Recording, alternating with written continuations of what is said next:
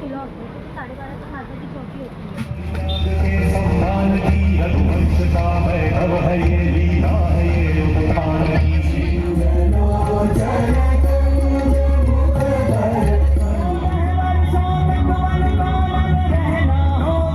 नमस्ते and hello friends, कैसे हैं आप सब लोग। मैंने आप लोगों से लास्ट व्लॉग में शेयर किया था कि मैं आप लोगों के साथ शेयर करूंगी कि हम लोग नवरात्रि में जौ क्यों उगाते हैं। पीछे आप देख सकते हैं जो हमने जौ उगाई है वो ये रही, और आज सप्तमी है, 7वां दिन है नवरात्रि का। तो कुछ इतनी ये फ्लरिश हुई है। तो इसका जो महत्वता है ना वो ये है कि कहते हैं कि धरती पे पहली जो फसल थी वो जौ थी, और धार्मिक अनुष्ठानों में जब पूजा पाठ किया जाता है तो आहुति में भी जौ दी जाती है। तीसरी चीज़ ये है कि कहते हैं कि माँ दुर्गा को जौ प्रिय है, इसलिए भी जौ उगाई जाती है। सुख समृद्धि की निशानी होती है, कि बरकत की निशानी होती है, इसको उगाना अच्छा माना जाता है। और ये भी बोलते हैं कि जब आप पहला नवरात्रि का जो दिन होता है उस दिन इसके जो बीज हैं वो मिट्टी के कुंड में डाले जाते हैं, और ये कितनी तेज़ी से उभर के आते हैं और कितनी तेज़ी से उगते हैं, या कितनी घनी आपकी जौ होती है, ये आपके फ्यूचर में बरकत की निशानी की तरफ संकेत करता है कि आपके आने वाले भविष्य में आपका फ्यूचर कैसा रहेगा, उसमें कितनी बरकत होगी, उसमें कितनी प्रॉस्पेरिटी रहेगी, उसकी तरफ ये इशारा करता है। और एक चीज़ ये भी बोली जाती है कि जब माता रानी या माँ दुर्गा इस धरती पे आती हैं तो वो अपने बच्चों को कैसे ये संकेत देती हैं कि उनकी ब्लेसिंग्स उनके साथ हैं। तो ऐसा भी मान्यता है कि अपनी ब्लेसिंग्स के तौर पे ये जौ जो होती है उनका एक कहने का तरीका होता है कि I am very happy with your जो भी आप पूजा पाठ कर रहे हैं उससे, और अपनी ब्लेसिंग्स वो इस रूप में देकर जाती हैं। सो आई एम वेरी थैंकफुल कि हमारी जो जौ है वो इस तरह से आई है। और आज तो 7वां ही दिन है, हम लोग नौमी करते हैं, तो नौमी वाले दिन मैं बहुत आशा करती हूँ कि ये और ज़्यादा ग्रो हो जाए। तो चलिए यहाँ से मैं वो वाला ब्लॉग कंटिन्यू करूँगी जब मैंने आप लोगों से कहा था कि हम लोग गए थे रामलीला देखने के लिए। तो आप उस व्लॉग को एंजॉय करिए, और बाकी ये छोटा सा क्लिप मैंने इसमें ऐड किया है ताकि मैं ये शेयर कर सकूं आप लोगों से कि जौ क्यों उगाते हैं हम लोग नवरात्रि में। तो लास्ट व्लॉग में मैंने शेयर किया था कि हम लोग जा रहे थे रामलीला देखने, और उससे पहले हम गए मार्केट बच्चों के लिए कुछ सामान लेने के लिए, क्योंकि कन्या पूजन में देने के लिए, कंजकों में देने के लिए ना सामान मिलता है। तो मैंने ये स्टेशनरी किट्स जो होती हैं छोटी वाली, वो स्टेशनरी किट्स ली छोटे बच्चों के लिए। और दिल्ली में ना आपको बहुत वैरायटी मिल जाएगी बच्चों के सामान की, स्पेशली गर्ल्स को देने के लिए छोटी छोटी हेयर बैंड्स, हेयर क्लिप्स, बहुत अच्छी अच्छी चीज़ें, बहुत क्यूट चीज़ें, इवन बहुत यूज़फुल चीज़ें भी आप दे सकते हैं। जैसे कि मुझे पर्सनली बेटर लगता है कि मैं स्टेशनरी का कुछ आइटम बच्चों को दे दूँ, चाहे वो कोई भी बच्चे हों। और यहाँ पे मैंने थोड़ी सी थाली परचेज़ की थी बच्चों के लिए, और साथ में हमने लिए थे हैंकीज़। तो बस यही मेरी छोटी मिनी सी शॉपिंग थी कंजकों के लिए। उस दिन बाकी प्रसाद बनेगा। एंड ये है हमारा पास रामलीला का, आप इस पर देख सकते हैं, awarded best Ramlila many times, and this is so much true that इसकी जो लेवल है ना वो बहुत ही ग्रैंड स्केल पे होता है ये। और बेस्ट रामलीला अवार्ड जिसको कितनी बार मिल चुके हैं। एंड मैं बहुत, कभी ऐसा होता नहीं है जनरली कि मैं मिस कर जाऊँ दिन, चाहे 4 दिन होती है ये नवरात्रों में, एक दिन ज़रूर टाइम निकाल के थोड़ी देर के लिए ये सही पड़ जाते ज़रूर हैं।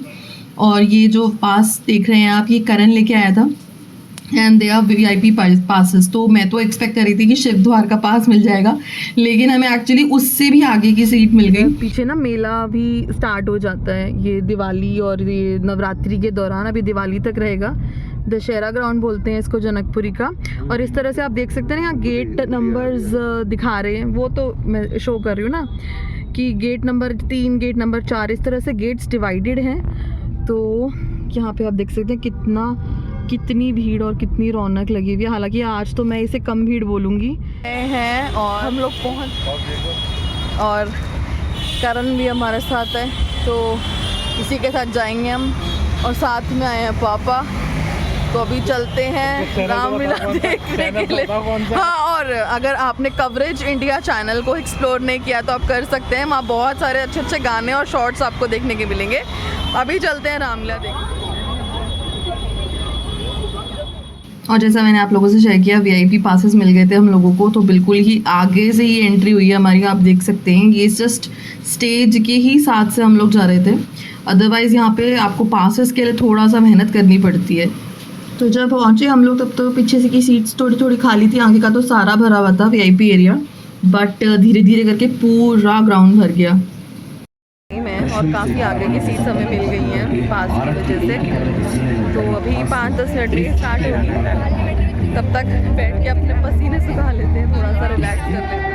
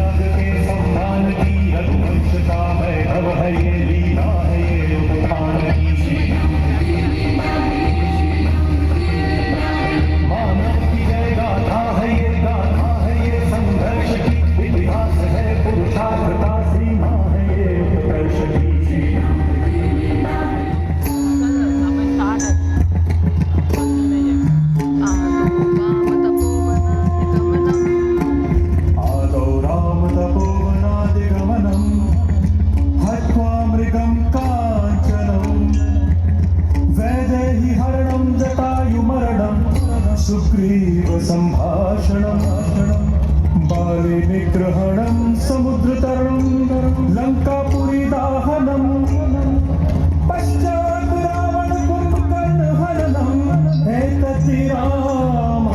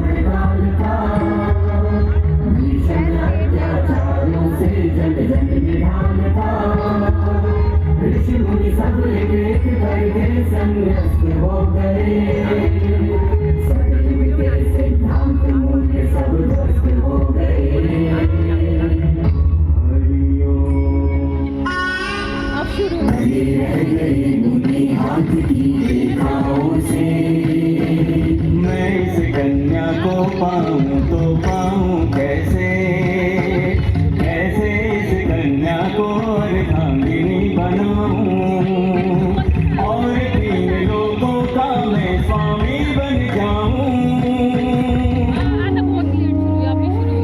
हरि के चरणों में आकर के फिर शीश नवाया, जाते डरते अपना मंतव्य बताया। एक दिवस के लिए रूप अपना मुझको दे, अभिलाषा यह पूरी कर दे, प्रश्न पूछे।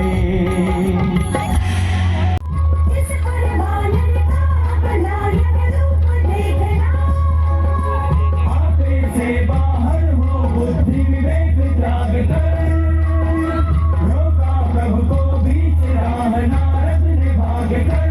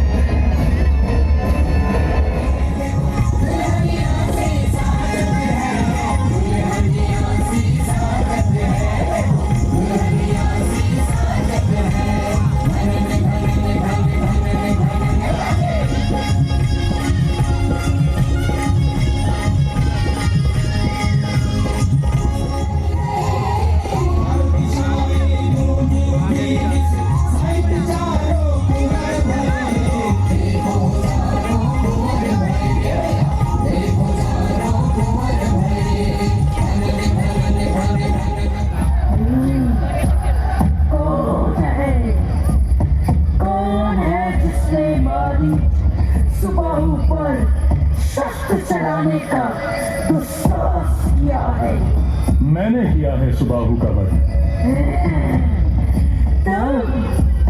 तुम्हारे तो दूध के दांत भी नहीं छूटे। मेरे उस जोगी विश्वामित्र का कुछ तंत्र अनुपम छवि की ओर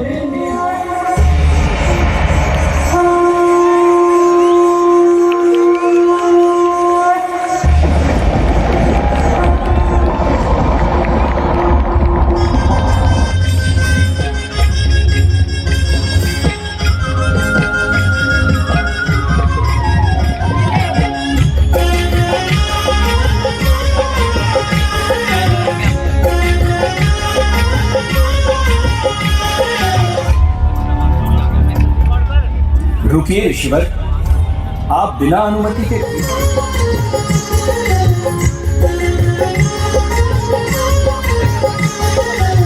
राम सिया से प्यार रचाए, राम सिया से प्यार रचाए, स्वयं शारदा मंगल गाए, राम सिया से प्यार रचाए। ना इंटरवल हो रखा है, तो 15 मिनट्स ब्रेक। और आप पीछे देख सकते हैं पूरा ये पीछे तक भरा हुआ है, सारा भरा हुआ है। और हम तो आगे की साइड बैठे हुए हैं। तो अभी 10 मिनट्स में दोबारा स्टार्ट होगी। और मैं आप लोगों को साथ में एक चीज़ शेयर करती हूँ। इधर तो रामलीला चल रही है, तो यहाँ तो लाइट्स अभी ऑन है। अभी लाइट्स ऑफ हो जाएंगी, जैसे ही इंटरवल खत्म होगा दोबारा से रामलीला स्टार्ट होगी, तो लाइट्स ऑफ हो जाएंगी और उसके बाद स्टार्ट होती है रामलीला, ताकि स्टेज पे सबका फोकस रहे। बट साथ में मेला भी लगा हुआ है दशहरा ग्राउंड में। दिवाली मेला कह लीजिए, दशहरा मेला कह लीजिए, वो लगा रहता है। तो मैं आप लोगों से शेयर करती हूँ, यहाँ पे बहुत सुंदर लग रहा है।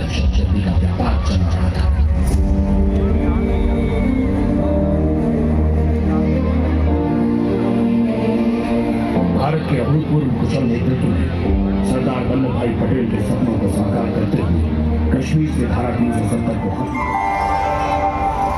कुमार लक्ष्मण, इस कृत्रिम व्यस्तता का क्या अर्थ लगाऊं? मन पर नियंत्रण रखने की असफल चेष्टा। मेरे मन की चिंता के लिए धन्यवाद। शूर्पणखा, राजकुमारी शूर्पणखा, रक्षराज रावण की बहन, इस प्रदेश की प्रभारी। धन्यवाद। इस विस्तृत परिचय के लिए भी धन्यवाद। धन्यवाद किस लिए सुकुमार? अभी तो इस परिचय का और अधिक विस्तार होना है। इसे मित्रता में, प्रगाढ़ मित्रता में ढलना है। हमें यौवन की आकांक्षाओं और उन्माद के क्षितिज तक जाना है। राजकुमारी, मैं भ्राता राम और माँ सीता की आज्ञा के बिना सामने सरोवर तक नहीं जाता। क्षितिज तक जाना तो चिंता ना करो कुमार, ज्येष्ठ श्री की सहमति से ही मैं उन्हें त्याग कर तुम्हारे पास आई हूँ। जैसे मुनियों के रक्ष विरोधी विचारों और योजनाओं को कार्य रूप देने आए हो, रक्ष साम्राज्य को चुनौती देने आए हो। तुम्हें जो उचित लगे समझो, बस मेरी दृष्टि से ओझल हो जाओ, इसी में तुम्हारा हित है। अपने राज्य से प्रताड़ित निष्कासित 2 वनवासियों का ऐसा दुस्साहस कि रक्षराज के प्रभारी का तिरस्कार करें, उसे अपमानित करें। उस वनवासिनी पर बड़ा घमंड है ना तुम दोनों को? मैं अभी उसको परलोक पहुंचाती हूँ। आप भीतर जाए माता। लक्ष्मण के रहते तुम माता सीता की परछाई को भी स्पर्श नहीं कर पाओगी। मैं तुम्हें अंतिम चेतावनी देता हूँ कि अपनी राक्षसी वृत्ति के साथ इसी क्षण यहाँ से चली जाओ, अन्यथा मुझे बल का प्रयोग करने पर बाध्य होना पड़ेगा। बल का प्रयोग शूर्पणखा के साथ? आओ, तुम अपने बाहुबल की परीक्षा कर ही लो।